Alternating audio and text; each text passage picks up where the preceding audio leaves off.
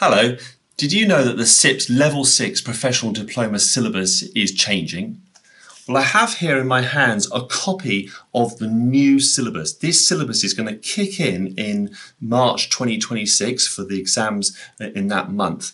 But as you might be able to see, written across the front of this syllabus document is the word embargoed. CIPS has asked us not to share the content of this with anybody until they release this information on the 31st of July 2025. That's about 7 weeks away. So what I'm going to do is I'm going to give you a preview of the changes that are coming up in the CIPS Level 6 syllabus. Now, first of all, I need to explain why awarding bodies like CIPS review and change their syllabuses from time to time.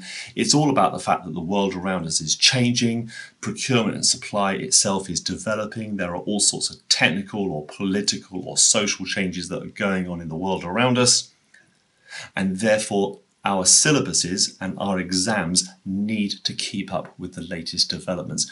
But to be honest, the changes that are in this syllabus, the changes that will kick in 2026, are relatively minor. It's far easier for me to explain to you what is not changing. And there are 5 things that are not changing in this new syllabus. The first one is to say it's still exactly the same qualification. As you know, each level is a qualification in itself and you will get a certificate for completing the level.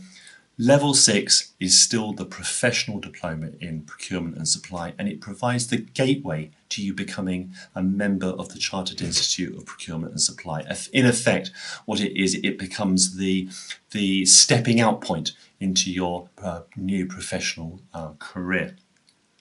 The second thing is to say the modules are exactly the same. It's still a number of core modules, 4 of them, and some elective modules.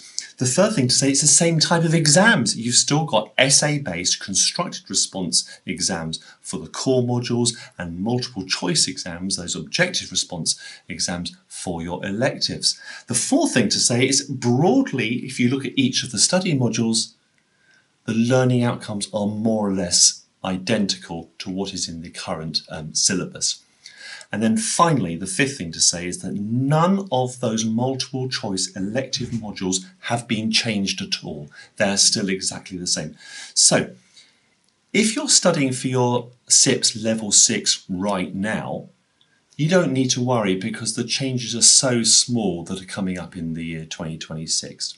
If you're currently studying for Level 4, Level 5, you know that these changes will come into play, and again, they're not going to cause much disruption to your study. So don't stop studying, just go with the transition. Behind the scenes, CIPS will adjust their content ever so slightly, and you never know, soon we'll be able to see the content of this embargoed document. Now, I'm lucky because I was one of the small panel of experts that CIPS invited to review the syllabus and make some changes. And so I'm going to run you through very briefly a summary of the changes that have been made. Now, you know that these have been made only to the 4 core modules. So the first one is the L6M1 leadership module, and this is where, again, there's very minor changes, but the addition of the word inclusion into equalities and diversity has been brought in. This is just to modernise and to bring the whole area on equalities up to date. And what CIPS has done, they've included greater emphasis on the principles of environmental, social and governance criteria within the leadership module. The same is similar for L6M2. Here, it's minor changes. The emphasis has been upon including environmental, social and governance principles and increasing the amount of focus that is given to managing supply chain risk, in particular financial risk within the supply chain. Now the L6M3, that's the global supply chain management module, hasn't had many changes either. Again, greater emphasis on environmental, social and governance principles within supply chains, and inclusion towards the circular economy, and then a switch of focus when it comes to lean and agile, rather than just repeating content which you study elsewhere in the syllabus. What the L6 M3 module is going to require from March 26 going forwards is an evaluation of lean and agile. In other words, it's not good enough just to understand what they are, but really to make that assessment of when to apply either lean or agile, or you could argue by implication Leagile as well. So far across the three modules, L6M1, L6M2 and L6M3, so very little changes. The same could be said for L6M4, that's the future challenges of the profession, where all CIPS has done is sought to clarify the wording within their learning outcomes. The first learning outcome is going to focus on the procurement and supply function, whereas the second learning outcome is going to focus on the procurement and supply profession. Now that distinction was always implicit within the syllabus.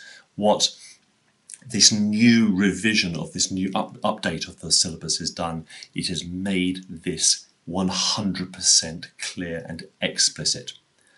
Okay, it's to be argued it's unclear what CIPS means by a profession within L6M4, but that distinction has at least been made that they are focusing on the profession rather than procurement activities or the procurement function, so to speak.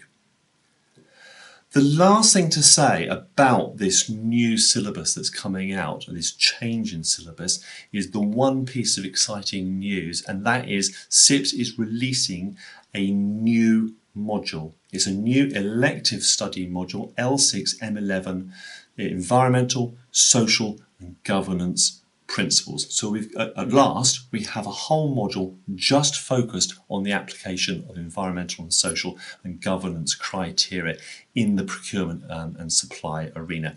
Now you're going to have to tune into our other YouTube clip about that module. We're going to go into some more detailed analysis as to what it covers, but very briefly it's about the impact that ESG has upon procurement, how we need to address ESG challenges within procurement and supply chains, and then how we can apply environmental, social and governance principles to procurement and supply chain strategy. So there you go. In summary, those changes aren't big. Now we can look forward to this syllabus being released on the 31st of July 2025, and it's going to be implemented in the exam series of March 2026. What you can expect over the next few months is a lot of marketing and promotion from CIPS, communicating to the student community about these changes. You can also expect the study guides to be replaced. If you have got old study guides for the elective modules, please remember you do not need to buy any new ones. The only thing that's going to change is the cover. The content will not be looked at or changed whatsoever. So I don't want you to waste your money on that. Soon we'll be able to open up the covers of this embargoed syllabus and you too can see the changes. But in summary, I hope you see that the changes are nothing to be concerned about. All it is about modernising and making our professional syllabus up to date and keeping it relevant for ourselves and for the whole of the procurement community. Thanks for watching. I hope you found this useful. I hope you like and subscribe to our YouTube channel, and do please look in at some of our other videos about other relevant CIPS procurement content. Thanks for watching.